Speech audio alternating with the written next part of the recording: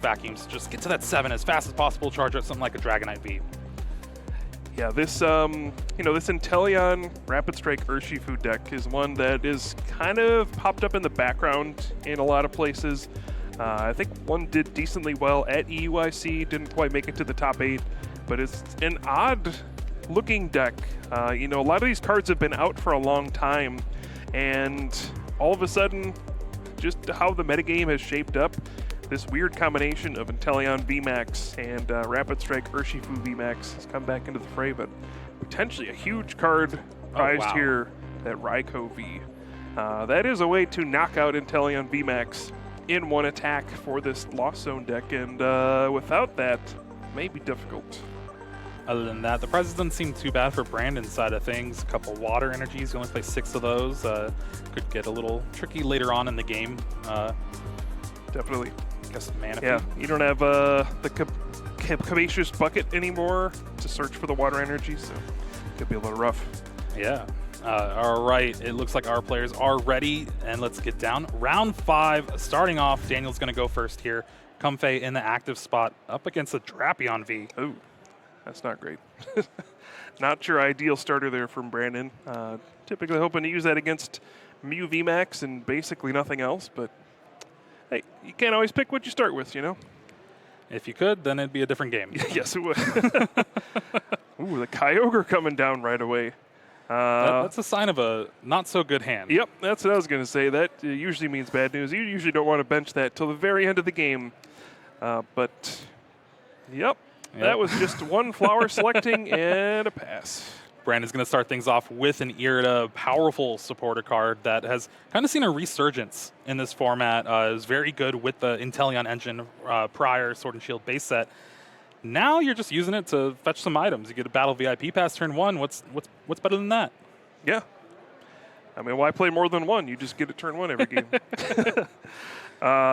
So yeah, we can talk about this matchup a little bit. Brandon is playing, this kind of oddball deck that's rising in popularity a bit, and the strategy really is trying to take advantage of this exact matchup.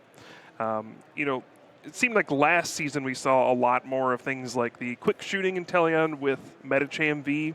You go for that yoga loop to try to take extra turns and just try to outrace your opponent that way. This is going to be a similar strategy with the double gunner ability from Inteleon VMAX.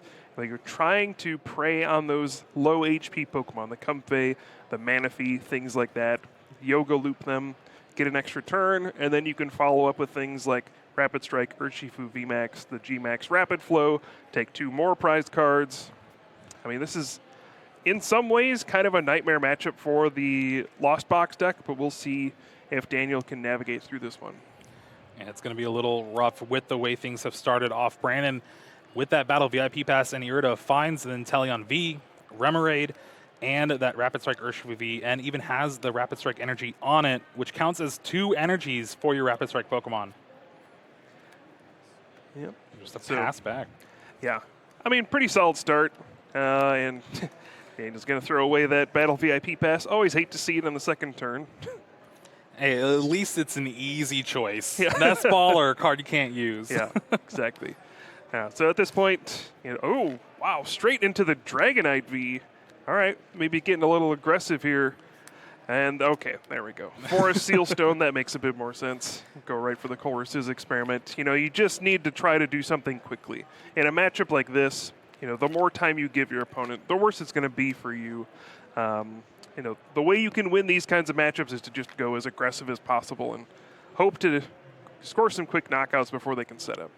Yeah, Brandon's essentially playing a combo deck. You're wanting to set up your damage and then finish it off with that Yoga Loop. Meanwhile, Daniel has that Colress's Experiment found off of the Forest Sealstone. Ooh. Finds a couple Mirage Gate.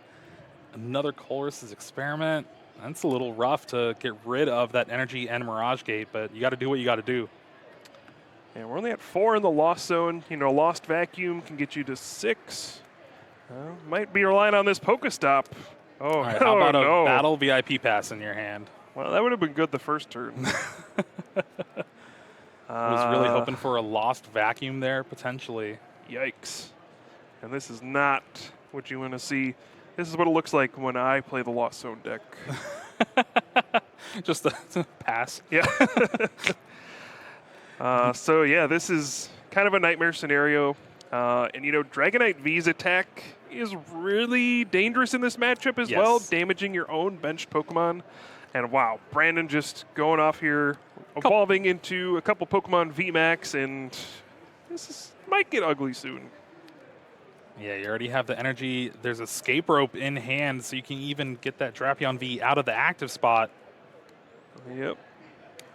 And that turns on Gale Thrust. You can just take the knockout with that, 150 damage, but you see that Forest Seal Stone going down on that Inteleon VMAX. That's going to open up the world for Brandon. Yeah, I'm curious to see if Brandon will use the V-Star power here. I'm going to go for the Pokestop first. Ooh, that is rough. Yeah. Melanie and Octillery, 2 cards that you kind of want to see here. Granted, there's no water in the discard just yet. Yeah, this is interesting. So Brandon now put the Octillery into the discard pile, has a Clara in hand, and could just get Octillery. Oh, so that's how we draw it up. Oh, yeah, exactly. Then you could Rapid Strike search for, I guess, another Rapid Strike energy. Not the most efficient thing, but yeah, that is an option. Hey, you could do that and then get 2 nice prize cards with your Gmax Rapid Flow. No Manaphy on the bench for Daniel. Remember, it is in the prize cards. Oh, so yep. It's been a rough game 1 for Daniel here. Definitely. So yeah, lots of decisions for Brandon here, just trying to figure out, the best path to victory. We're seeing the Nest Ball, grabbing another Inteleon V, and it is really bizarre to see a deck like this in this day and age. Urshifu obviously was. Oh, there we go. We did it. The Clara for Octillery. Rapid Strike Urshifu VMAX was a huge deck for a long time. Has really fallen out of favor, over the last 6 months or so. And this deck almost feels like the product of a different era. And to see it succeed in this now, like Scarlet and Violet era is really interesting. Yeah, it is a VMAX comeback kind of weekend. Yeah. And not just Rapid Strike, Urshifu, and Inteleon, but Mew, Regieleki VMAX. It's really just a whole smorgasbord. Yeah, so we did see the Rapid Strike energy get searched up by Octillery, and there we do see Gmax Rapid Flow. Obviously the Comfey is going down, but what else? Might just soften up that Dragonite a bit. Yeah, taking the knockout on the Kyogre would open up just Daniel to do more stuff, so might as well leave it in play. Get that damage on that Dragonite V. It would be 10 short, but it would set up for maybe a Yoga Loop or whatever. But yeah. All right, we're starting things off yet again. Daniel has that Course Experiment number 2. Yep. It's a little bit easier of a time with these decisions, at least, it looks like. Gets rid of a Beach Court and a Switch card. I'm curious what the plan is from here. I mean, it's such a bad start. Usually with this deck, you're hoping to attack turn 1 or turn 2 sometimes. Definitely attack by turn 2 basically every game with this deck. And when you miss that attack, the Lost Zone decks are so built around early pressure and just maintaining momentum and using efficient attacks throughout the course of the game. So missing a single attack can set you back big time. Now that Kyogre is one card that's kind of like a wild card that can pull you back into the game. So we could see Daniel try to set up some crazy thing at the end of the game where, you're able to Aqua Storm both of the Pokemon VMAX and get a 6 prize turn. So maybe if you're thinking about that, you're never really out of this game until, the very last prize card has been taken. But it seems like we're a long way away from there. So I want to point out something that's actually pretty huge. Daniel just lost vacuumed the Forest Sealstone off of Brandon Salazar's board. Brandon did not use the Star Alchemy last turn.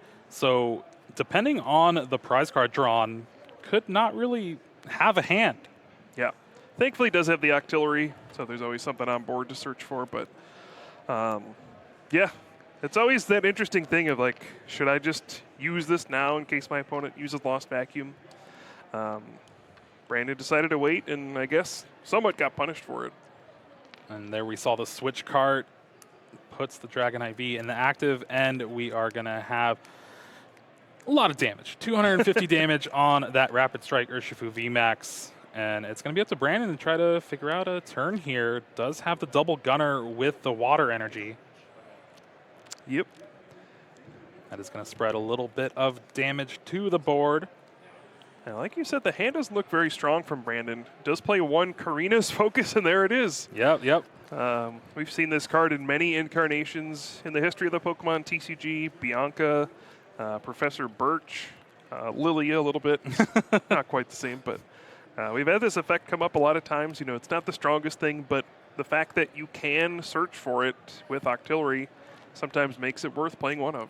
Yeah, literally the only Rapid Strike supporter in the deck for Brandon, but it is there for exactly this moment. You're able to draw 4 cards, get a new hand, and hopefully get an attack off this turn. Or next turn, even.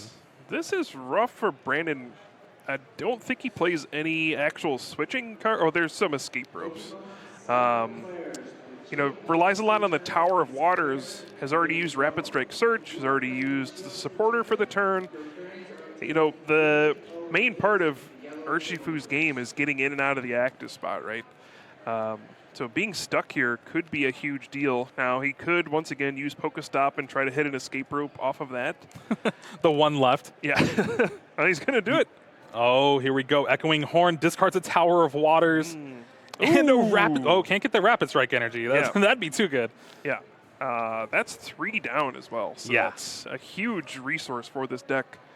So now we're looking at this could be a situation where Brandon starts running out of resources. You know, this looked really ugly for Daniel early on, but now you got to question, does Brandon even have the ability to take all of his prize cards? You could just see Daniel's smile in the face cam, seeing that Rapid Strike energy hit the discard. And you have to know, like, oh, maybe I actually have a chance this game. Definitely. Ultra Ball here is going to fetch that second Inteleon VMAX.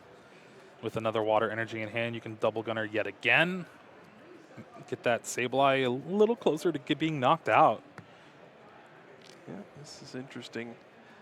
So we are going to see, I think, another double gunner. I think there was an energy retrieval in hand for Brandon. Even more funny cards that don't see a whole lot of play. Energy retrieval, yeah, it's pretty good in this situation. It's like 40 damage. Yeah, usually that was a spot that was reserved for Ordinary Rod, but since we don't have Ordinary Rod anymore, you got to figure out some ways to get your energies back later on in the game. All right, here comes the Painful Spoons from Radiant Alakazam. Going to move 2 damage from Kyogre to Sableye to get a nice little knockout there. This is one of the fun parts of this deck. You know, Radiant Alakazam, I think, is one of the most, fun Radiant Pokemon to use, being able to rearrange some damage counters. Obviously, it takes a backseat to things like Greninja and Charizard, but it is fun to see, a different Radiant Pokemon get used here. You keep saying fun, but but in most of the decks that Radiant Alakazam has been seeing play, I'm talking specifically like the Articuno deck, it's not so fun for at least one of the players on the board. Yeah, it's very fun for one person. It looks like Brandon just got that Hisuian Heavy Ball off the prize cards, not able to find anything there, and just has to pass the turn back. So Daniel has an opening here. Brandon kind of a little bit slower now, not able to recur the attacks turn after turn. Yeah, and this is an interesting choice for Daniel in this situation. Your opponent did nothing in terms of attacking last turn, so there is some sort of temptation to maybe not knock out the active. If you could get enough Pokemon in the Lost Zone, maybe you can use Sableye to start spreading some damage, force your opponent to actually switch out. Looks like Daniel's going to value getting that Cramorant going and maybe retreat into that and just, take the 3 prize knockout and say, hey, I'll find the other 3 later. Well, if you do, all right. 3. Well, Pokestop there, discarding the top 3. Does Battle VIP Pass really count? But still. No, it's a card in hand. It's fine. You can Lost Vacuum it.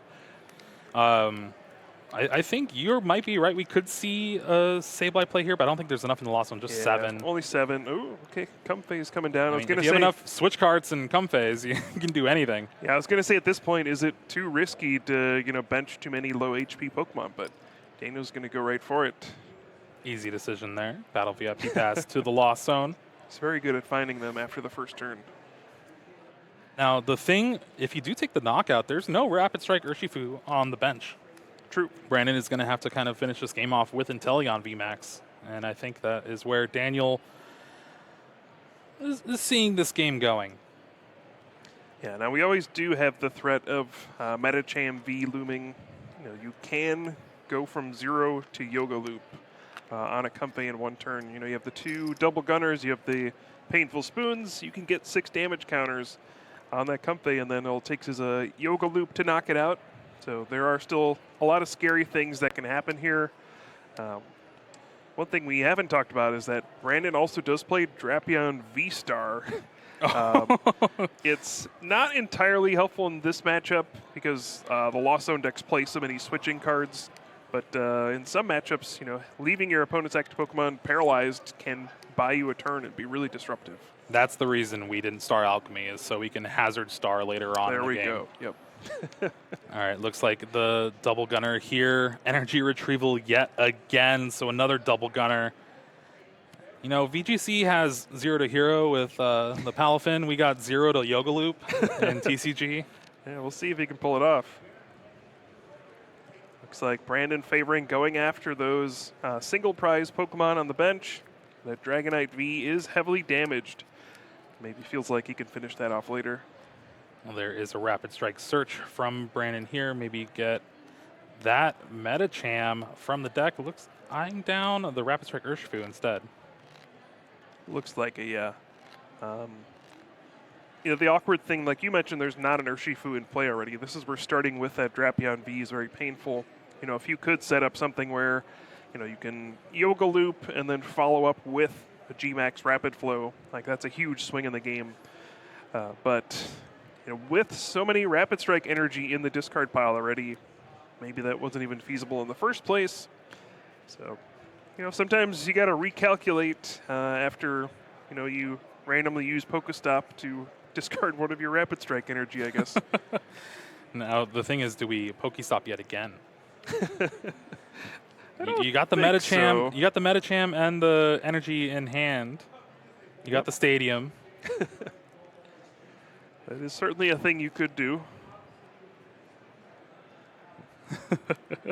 It's still possible. That's all I'm saying. Metacham. All right, now it's not possible anymore. Tower of Waters. That is going to allow these Rapid Strike Pokemon to essentially retreat for free, -2 retreat for all your Rapid Strikes in play.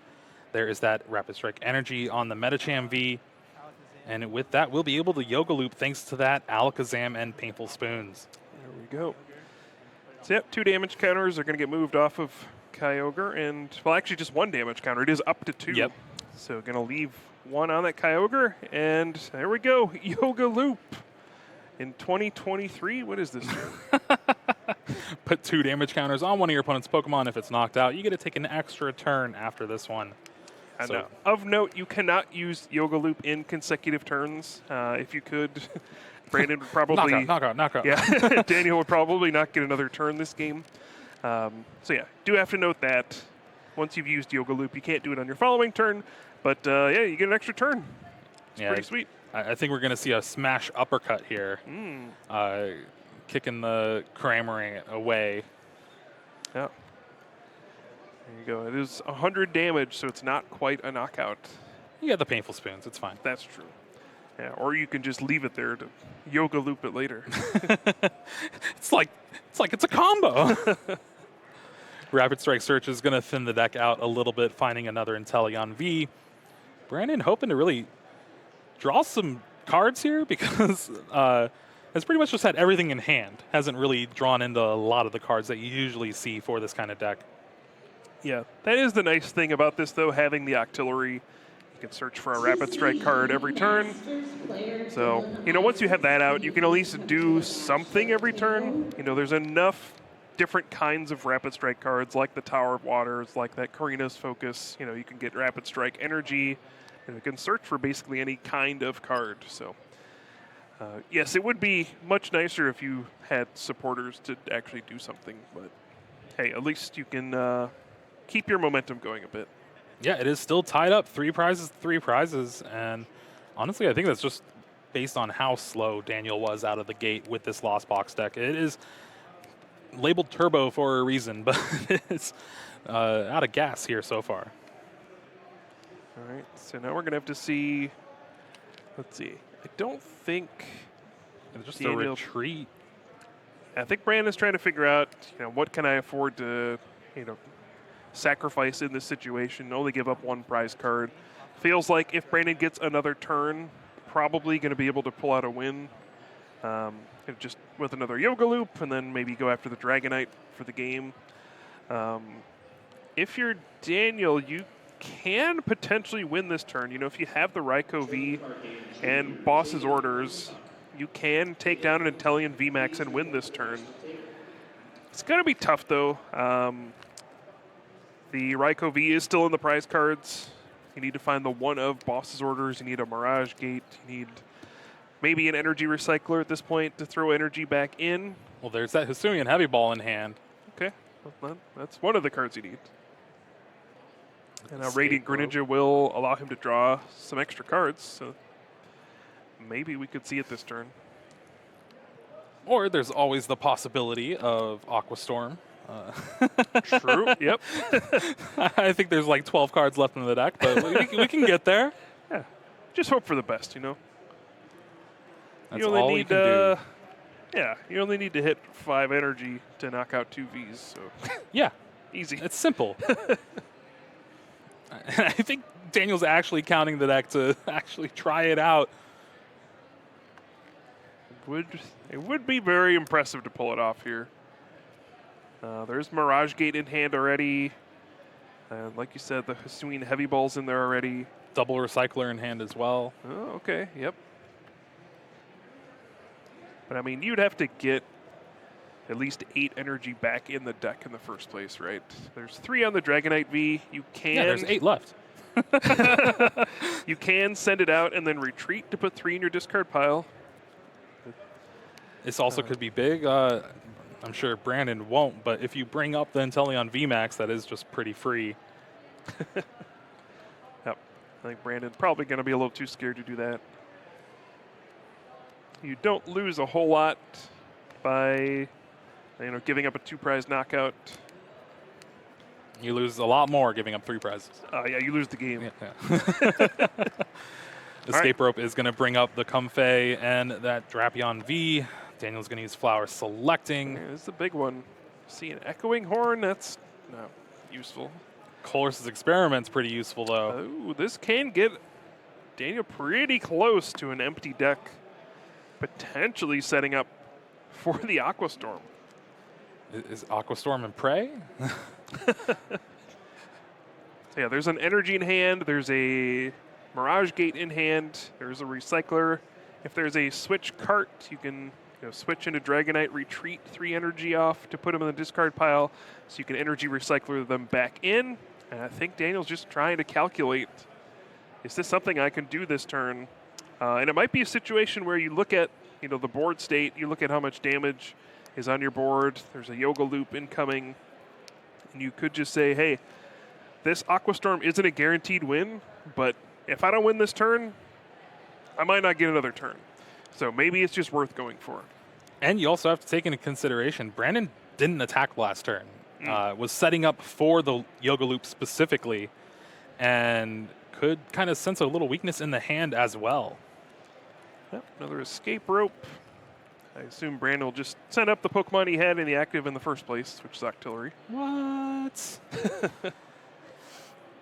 And there it is, Octillery in the active. And just like you said, Daniel brings up that Dragonite V with the 3 energy. We could see the retreat. Now, this is where it feels really nerve-wracking when you play this deck. We see Colress's Experiment getting even deeper. Looks like there's going to be 3? 2 cards left. Okay.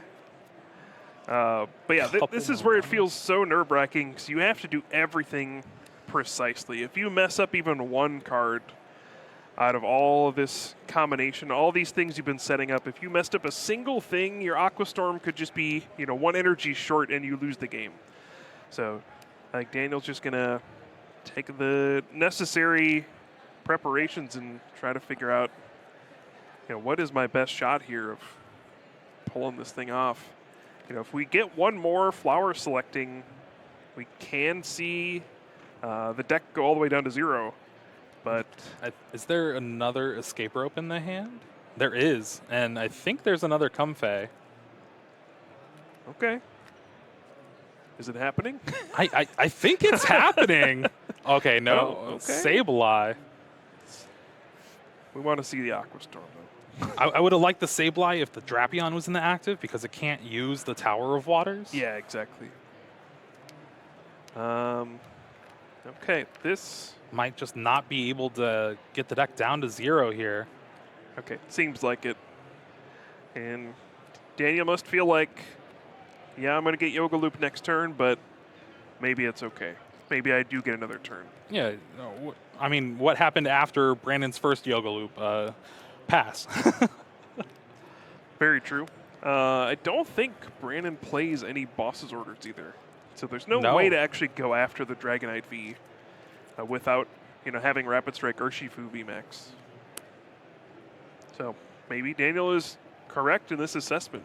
Just thinking, you know what? I think even with a Yoga Loop, I'll get another turn. For Sealstone going on to the Sableye. Sableye is just trying to eat it. Yep. And now we definitely have enough cards in the Okay. That's huge. Lost Vacuum, getting rid of that Tower of Waters. So now... yeah, now Brandon thinking, how many of those have I gone through? Yeah, maybe the Pokestop discarding one earlier might have been a little detrimental. There is still one in the top of the prize cards, but Heavy Ball was played, so maybe it switched around a little bit. True. There may be an escape. Oh, it's still there. It's still there. Okay. There may be an escape rope left. Can't search that out. True. You can just draw it off the top, though.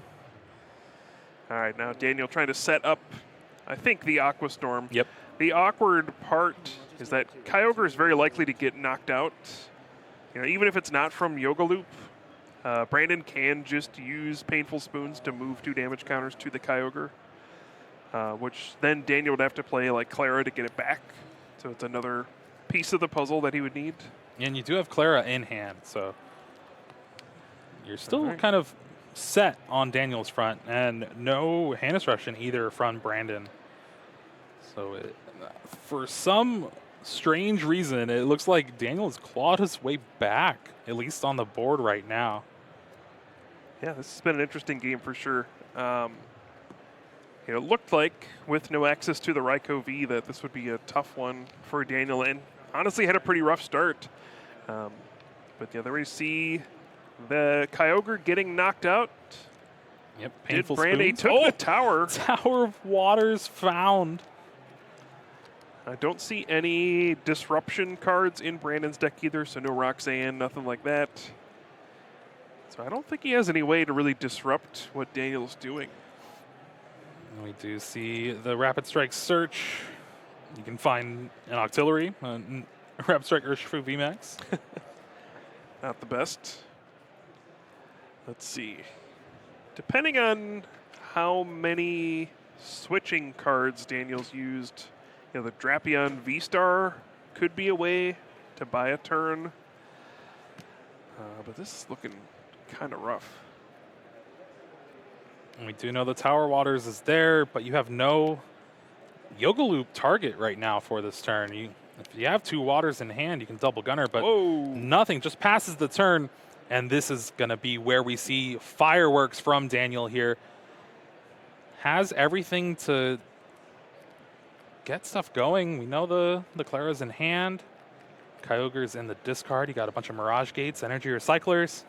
Yeah, I mean, I think Daniel probably has the tools to win the game, but it's still really nerve-wracking to do all of this, right? If you mess a single thing up, you still lose. So I think we're going to see another energy go into the discard for concealed cards. There's 1 card left in the deck, so you can do that. And then it's all about sequencing this correctly, I think. Yeah, even though Daniel has 0 cards in the deck, you don't lose until you're drawing for your turn. There is another way to win. Now there's the boss's orders in hand, so.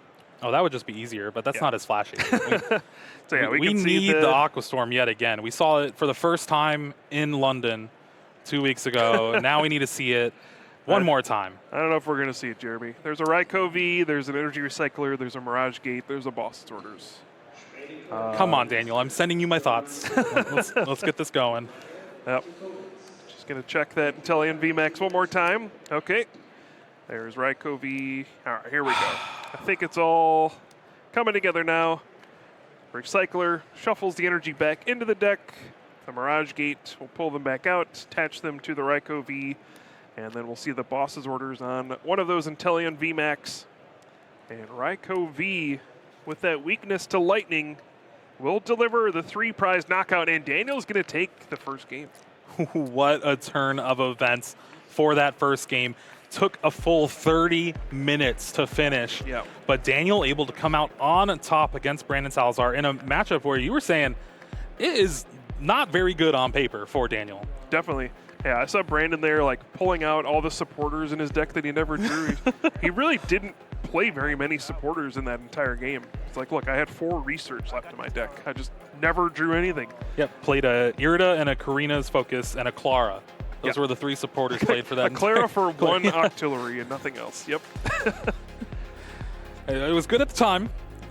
Maybe not so good later on. You can see Brandon shaking his head there. I think he knows this is a really good matchup, and that one just slipped away. And like you said, 30 minutes have gone by. Yeah. You know, these are not quick games. This takes a long time for both players to set up. So it's got to feel even worse for Brandon knowing that, you know, my opportunity to get a win in this has probably evaporated. Now it's, you know, can I even win game number 2 before time runs out? You know, it's such a delicate thing to have to set up over a long period of time. Evaporated much like the water energies from Double Gunner and Brandon Salazar's Inteleon VMAX. If anything, you can try to capitalize on a slower start like Daniel had, but Brandon would need a little bit better of a hand, maybe a professor's research to get things going. Yeah, you could see, you know, Brandon looking a little disappointed after that one. You know, I've been there many times where it feels like, you know, there had to be some way that you could have won that game. Maybe there's just something differently you could have done to change the outcome of it. Or, you know, if you just drawn a professor's research at some point, maybe the outcome is a little different. You don't start with Drapion V, it's a little different. So those are the ones where, you know, the game goes so long, you kind of feel like, you know, what happened? How did I lose that game? What do I do differently this time? But, you know, it's a matter of getting over that, you know, mental hurdle of focusing too much on the last game. You know, you just got to let that one go and move on to the next one. 'Cause can't change the outcome of that one anymore. Yep, you still have your game plan against a deck like Lost Box, and it is a very good game plan. You just need to be able to execute it. And we're going to have to see if Game 2 is any better for Brandon here. It's going to start things off with a mulligan, though. Yep. Oh, double mulligan. All right. All right. This is actually bad for Brandon because it's just wasting a little bit more time. I was on there around 9 for the stream, and when your opponent mulligans 14 minutes, it's not good. Definitely. Something weird going on. I think Daniel shuffled the deck in upside down. Half of his deck is upside down. Yep. Hey, even more time. All right. Well, of course, in the Pokemon TCG, if you don't have a basic Pokemon in your opening hand, you have to do what we call a mulligan. Show your opponent your hand, and then you shuffle in and draw a fresh hand of 7 cards, because you can't start the game without a basic Pokemon. Normally, when your opponent does a mulligan, you get to draw an extra card to start the game out, but since both players have mulliganed here, you know, they're both back at square one, right? Yep. Neither of them get the extra card. All right, looking at Daniel's hand, it actually looks pretty insane. There's Radiant Greninja, Battle VIP Pass, some energies, Colossus Experiment, I think, to go along with it. Yeah, I think Brandon might have Drapion V again. No, there's an Inteleon. Okay. But wait, you play 2 Drapion. You're bound to start with it some of these games. That's the risk you have of trying to just auto-win the Mew VMAX matchup.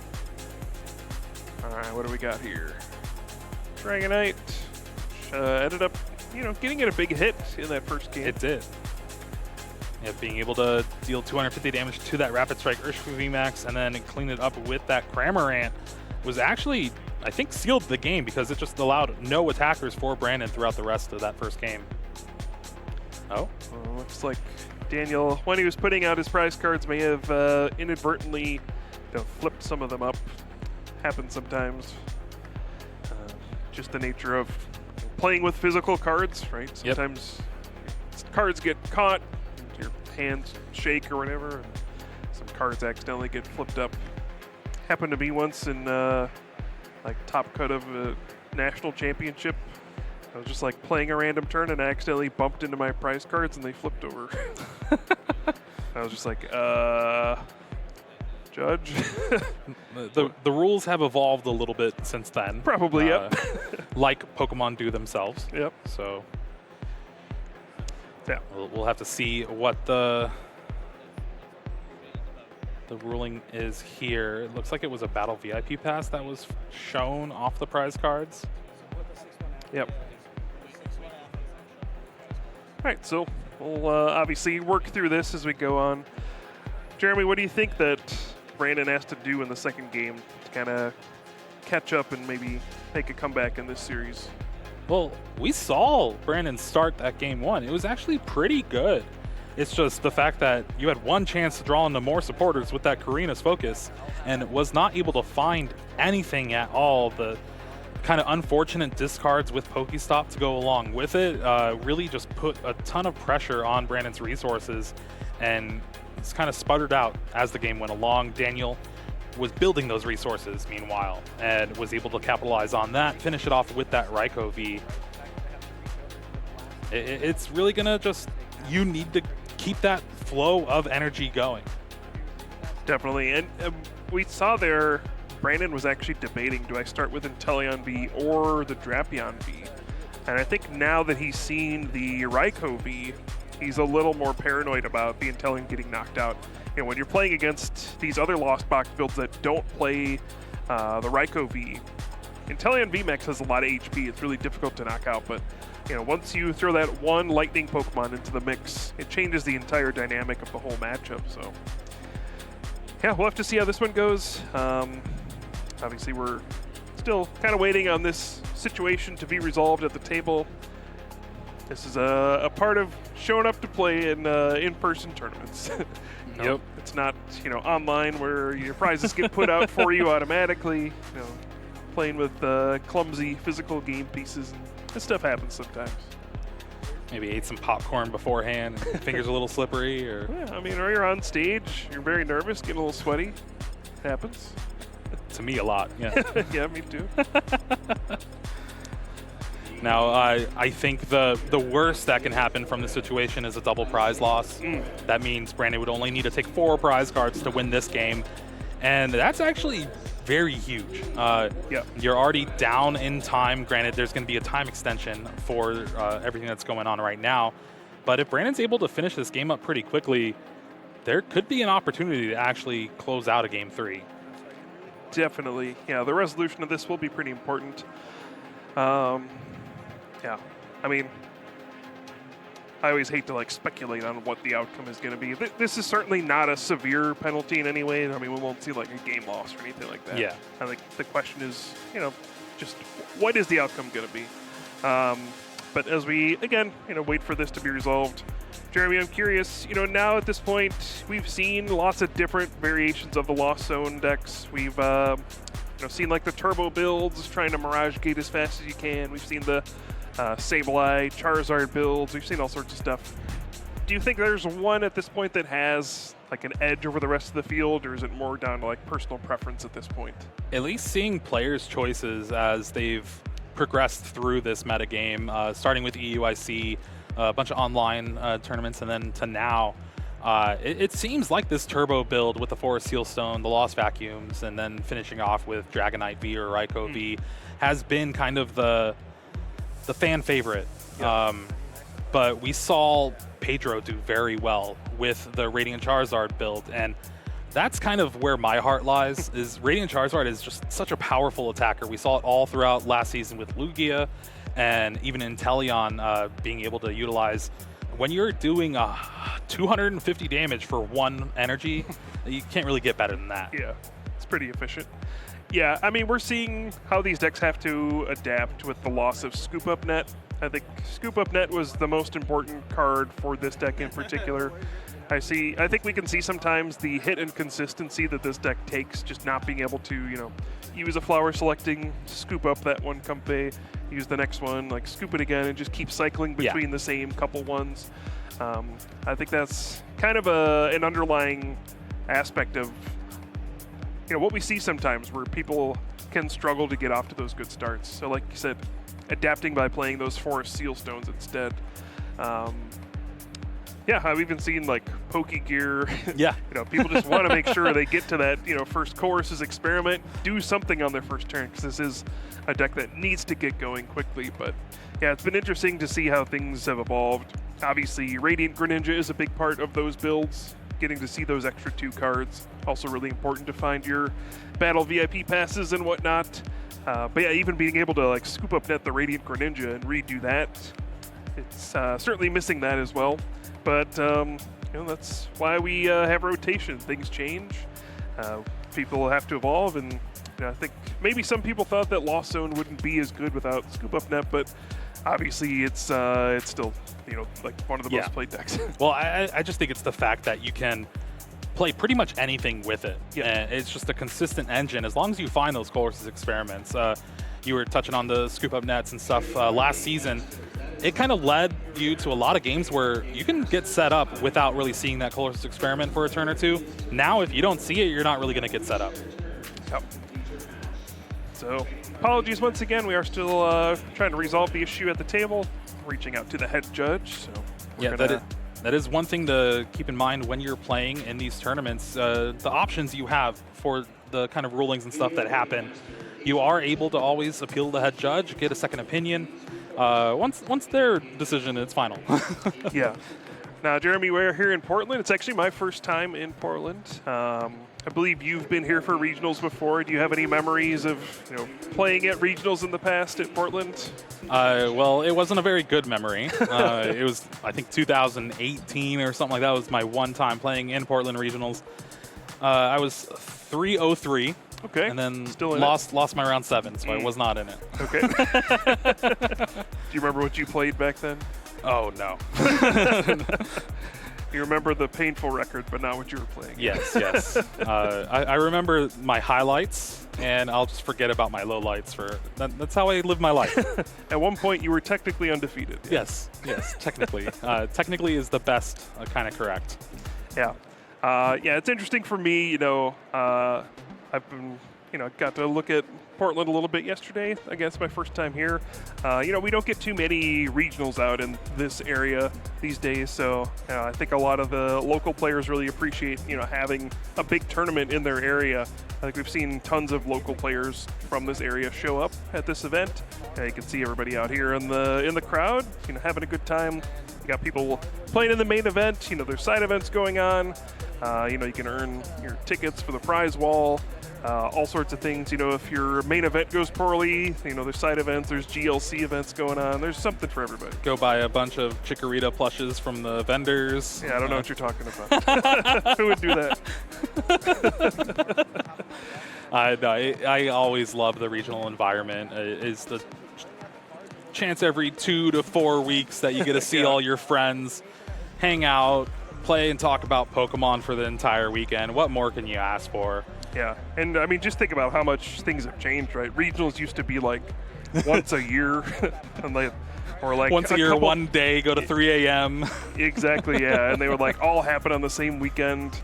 And then, slowly over time, it was like, all right, now regionals are like twice a year or 3 times a year, but still like 5 of them happen at the same time. And now, they're all spread out. They're all over the country, all over the world. And they happen, like you said, like every almost couple weeks. Yep. So there's more opportunities than ever to participate in these events. And yeah, we talked about it earlier, but League Cups, League Challenges, those are back as well. So now's good a time as any to hop into the Pokemon TCG. If you're just watching for the first time, and if this looks fun to you at all, hey, there's lots of opportunities to get into the game. And a lot of the community members are very welcoming. If you just show up, find a local league, something like that, I'm sure you'll find somebody who's more than willing to teach you how to play. And it's for people of all ages as well. I get that comment a lot. Somebody who's our age, they're saying like, oh, am I going to show up? And it's all going to be people who are like 10, 20 years younger than me. But no, there's people only of at all ages. OCIC. Yeah, only if you're on the championship stage. Yeah. No, it is really great to see local events coming back. It has been something that's been missing for sure. Yeah. And honestly, that helps build the younger age divisions for the future, because juniors and seniors, they're our future masters. And if anything, this season, ever since we started after Worlds in London, you had a bunch of newly aged up masters just taking down a ton of tournaments. Yep. Reagan has been doing well. You saw he is third on the championship point list for the top 16 in North America. You also have Piper winning 2 regionals. It's just really insane to think about the vast knowledge that a lot of these players are able to build up in such a short amount of time. Yeah. I do want to take an opportunity, as we have some time, to run through, and we have some of the results in from round 5 so far. Table 2, we had Tyler versus Dyson. It was actually, believe it or not, an Arceus-Giratina mirror match. All right. And Dyson was able to win and advance to 5-0 with Arceus-Giratina. We got Li Bui with Arceus Duraludon, so we have 2 Arceus decks at 5-0. But we can, I guess, talk about that a bit more. We are back with our players. Looks like this has been resolved, and we are off. Finally, Jeremy, into game 2. And that 4 minutes left is going to update once we get the extension evolved for this game. But with the way Daniel's kind of looking, I don't know how the ruling went down. Yeah, and no matter how it plays out, having to sit there that long waiting for a judge call is just exhausting for both players, right? You just want to get back in and play the game, so mentally a little bit exhausting for both players, I'm sure. But hey, it'll perk you right back up, starting with a Battle VIP pass. Yep, getting 2 Comfey, and it does look like it was a double prize penalty. So Brandon will just need 4 prize cards to win this game and try to make a game 3 happen. Daniel does have a very good start here, though, having that Radiant Greninja already. Yeah. You think we could see the fabled turn 1 Mirage Gate? No. No? Oh, maybe. Yeah? I said no so quickly because I thought Daniel was going first, but we saw Brandon just nest ball pass. Yep. So I think it could happen. Obviously, it's much harder now than it used to be. Scoop up net again was such a big deal for trying to do that. But let's see, what you need, like 3 Comfey, a Chorus, and then a Lost Vacuum? And after all that, we look through the prizes anyway with that Hisuian Heavy Ball. So technically, it is possible to turn 1 Mirage Gate. There are 2 Lost Vacuums as well, so even more likely for it to happen. Does find Cramorant off the prize cards, though. With that Hisuian Heavy Ball, it is just the 1 of copy in this list, so if Daniel wanted to get some damage down this turn, that'd be the way to go. Closest Experiment finds another Chorus, and that Switch Cart on top, and I think the boss's orders? Yeah. Yep, looks like it. Yeah, that's a very important card in this matchup, as we saw in game number 1. Being able to hunt down a 3 prize card knockout at the end, it's a pretty big deal. It did look like Brandon didn't have the best of starts. It's always hard to tell sometimes how strong a start is with this kind of a deck. Was able to nest ball for Remoraid, so at least can set up Octillery, but there was no energy attachment. Only got 1 extra basic down, and you can see this Drapion V here, kind of escape rope defense. It's very difficult for the Lost Zone deck to knock out on the first turn, so heads up play, putting that down. Otherwise, like Remoraid would have been sent up, and could have seen Cramorant just get the Spit Innocently knockout turn 1. Instead, just 110 damage on this Drapion V after Daniel gets 4 in the Lost Zone. Brandon's going to start things off. Water Energy in hand. There's a Forest Seal Stone. All right, well, that makes it easier. A little bit. The worst case scenario now is you get a Professor's Research. Oh, the V-Star. All right, which one do we want to use now? Oh, yeah, real tough decision. He does have that Hazard Star. It is a really strong ability. You can only use it once, obviously. Makes your opponent's active Pokemon paralyzed and poison, and it's like a triple poison. So against decks that do not play many switching outs, that can be a way to really steal a game. But go figure. He's going to use the Star Alchemy instead. Yeah, and it's actually awkward, too. Brandon did have a supporter in hand, but it was that Karina's Focus, only able to draw 4 cards. Yeah. Just needing those extra cards to get set up here. Just saw how detrimental it was game 1. Definitely. Battle VIP Pass, not a card you want to find here. And that hand is almost terrible until that 7th card with the Ultra Ball came down. We'll be able to find VMAX if you want. You can take the knockout. Yeah. Oh, already has it. It's still not a great hand. You can't Ultra Ball for Octillery and start to make things better. But then you can't find Karina because it's in the discard. True. You can get Urshifu, I guess. That's something, right? This Inteleon VMAX can take a knockout with its attack. You attach a Rapid Strike energy, you bounce it back to your hand. That's kind of how that one goes. So Brandon can take a prize card and effectively go down to 3. So there's a lot of value in potentially being aggressive here.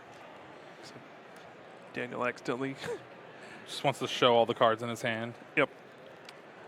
All right. Ultra Ball did find that Octillery. Rapid Strike Search will be able to look through the deck, find that Rapid Strike Urshifu V. And from here, you have that Rapid Strike Energy in hand, and we'll be able to take the knockout with Inteleon VMAX on that Comfey. All right, so here we go. Can Daniel respond here with the Raikou V and get a 3-prize knockout? It's a little nerve-wracking. You could potentially then lose to a G-Max Rapid Flow, knocking out Raikou and Comfey. So maybe a situation where you even have to get Manaphy down as well, just to avoid not losing next turn. I don't know. It's difficult, but I think pretty clear that if you can, you should try to get 3 prize cards this turn. In my opinion, taking 3 prize cards is a good thing to do on your second turn. Yeah, that's pretty good. Yeah, it's better than taking 2, 1, or 0. Yeah. Honestly. Yeah, I agree. Colossus Experiment, after that Nest Ball, does find that Raikou V. We'll be able to add a couple cards to the hand. Echoing Horn going to the Lost Zone. I think Manaphy might have been one of the cards in there, but maybe I am wrong. Well, there's a Kyogre in hand. I know that. Yep. Yeah, Danny showed that to everybody. Switch cart found off the flower selecting. That is now 7 in the Lost Zone. Mirage Gate is turned on. That is the magic number. 4, 7, and 10 are your benchmarks for the Lost Zone with this deck. And yep, looks like that Inteleon VMAX is weak to Lightning. And you know what Raikou V's type is? Okay, let me guess. Is it Lightning? Yeah. Oh. It's even got an attack that's got Lightning in the Lightning name. Rondo. All right, with those 2 energy from the Mirage Gate, you can now use Lightning Rondo to finish things off for the turn. Debating between the Switch Cart and the energy attachment for turn, opted for the attachment. Fleet-footed, finding the Manaphy like a boss? No. Yeah, I guess the awkward part here is even if you don't get hit by Rapid Flow, even just the Gale Thrust gets a 2-prize knockout, and then I don't think you have a real way to get 3 prize cards on your next turn. This is at this point, if you're Daniel, you're just kind of hoping your opponent does nothing on their next turn. Otherwise, it's gonna be not that difficult for them to take 3 prize cards soon. I think it's kind of known information too that Brandon has pretty much everything, especially with the Rapid Strike Search from the Octillery. Mm-hmm. That can grab you the Tower of Waters or that Rapid Strike Urshifu VMAX. And we already know the Rapid Strike Energy is in hand. Yep. Missing just the Melanie. I think Brandon might have Ultra Balled away a VMAX. Oh, well, that's why. All right. So it looks like Gale Thrust is going to be the attack for the turn. Yep. Again, not going to win the game this turn, but what can Daniel do to win on his turn, right? He'll win it next turn. Retreat. Yeah. There's no psychic attacker in the Lost Box decks for the most part. You can attack with Comfey, but it doesn't do quite enough to knock out a Rapid Strike Urshifu VMAX. Sableye is a psychic attacker. Oh, true, yeah. Yeah. You can scratch or whatever. For less damage Yeah. than Comfey. Yep. We have seen Spinning Attack already for the stream today. That is true, yes. I don't know if I want to see it again. Okay, hear me out. Mm-hmm. We just go for Aqua Storm. You don't need too much. Just Let's what? see. No, you 4 need energy. 4. Yeah, that's not a lot. It's not 5. True. Yeah, I think there's 2 routes for Daniel this turn. I think one involves Manaphy. You can, power up Dragonite V, which may be in the prize card still. But, that's your one thing that can kind of take a hit in this situation. If you do that, you need Manaphy down. Or, yeah, you can Kyogre and just hope. I like hoping. Because it's pretty clear your opponent is going to just G-Max Rapid Flow and, get a knockout next turn. Colress's Experiment. We'll find a couple of cards that don't really do anything. Gets rid of that Clara and Escape Rope. Well, there's the Heavy Ball. So perhaps Dragonite V could come out here. It does. That is the one Pokemon to survive a G-Max Rapid Flow from Brandon. Yeah, it can survive a Gale Thrust as well. But, yeah, you'd still lose to an Escape Rope, I think. And we know the Escape Rope's in hand, too. Oh. I just haven't been wanting to say anything about it. Yeah, fair enough. Huh. And it was actually pretty important, Brandon searching out that Tower of Waters to save the Escape Rope for this next turn, just so you can seal things up pretty easily. Yep. See the Recycler putting 4 basic energy cards back in. And looks like, Jeremy, we're going to go another round without seeing an Aqua Storm. I know. It's okay. It'll happen eventually. It did last time. It'll happen again. Only took a year. Yeah. Mirage Gate does fully charge up that Dragonite V, though, so 250 damage on that Rapid Strike Urshifu VMAX, most likely. Yeah, I'm trying to look. I don't think there's anything else in the deck that can survive a Gale Thrust. Nope. Everything else has less than 150 HP, except for Raikou V, which is weak to fighting. So, yeah. Which is already in the discard. Daniel is going to make it a little more difficult. Lost zoning the Tower of Waters to make it harder to switch in and out here. Make him shuffle a little bit extra with Rapid Strike Search. Maybe the other Tower of Waters are prized. You got to play to your outs, and that is what Daniel is doing here. He is saying, okay, I need you to not have Escape Rope and a way to retreat. Yep. All right. I think Radiant Greninja was used. It's kind of off screen, but just going to take a look through.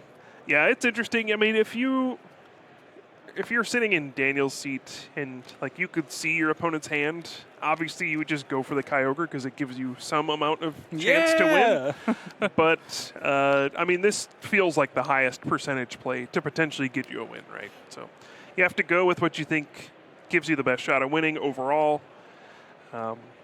There's no guarantee your opponent's going to have their tech Escape Rope in their hand at this particular moment. So you just kind of hope it doesn't happen.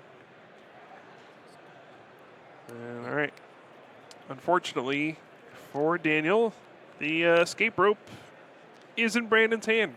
Yeah, it is. And with Rapid Strike Search, you can search out that Tower of Waters and make it an easy knockout here.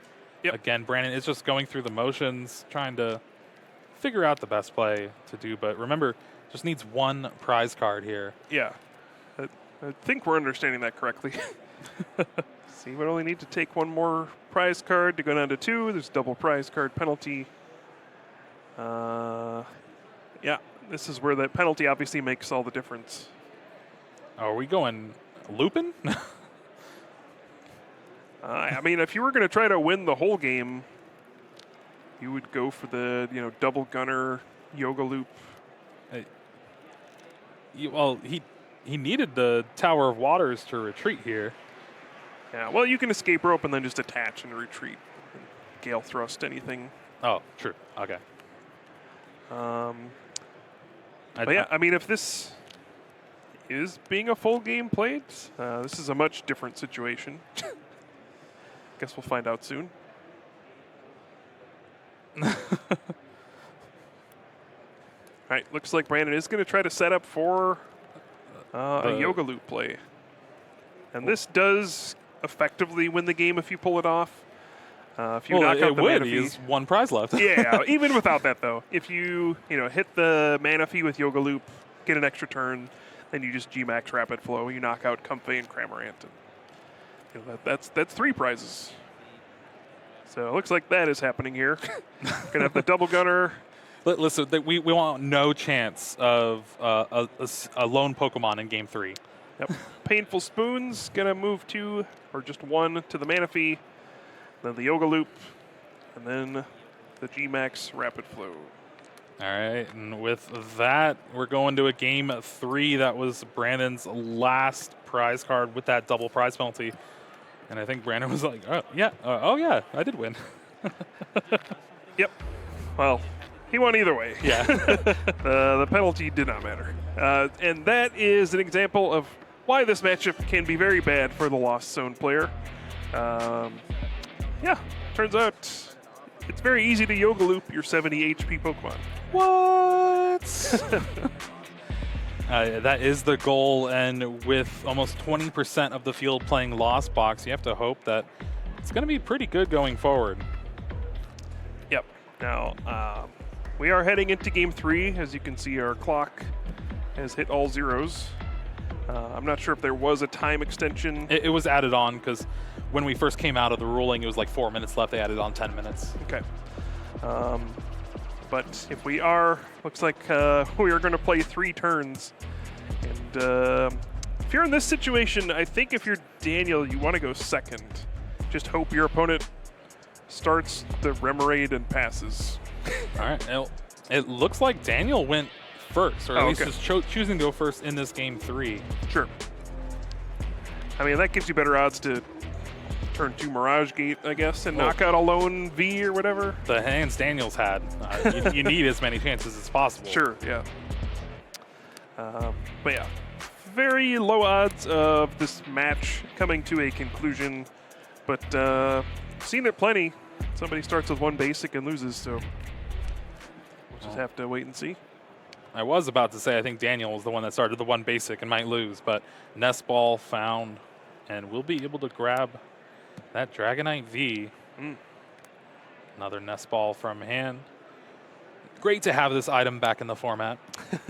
Being able to just search your deck for a basic Pokemon, put it on your bench. Yeah, we swapped out Quick Ball for Nest Ball.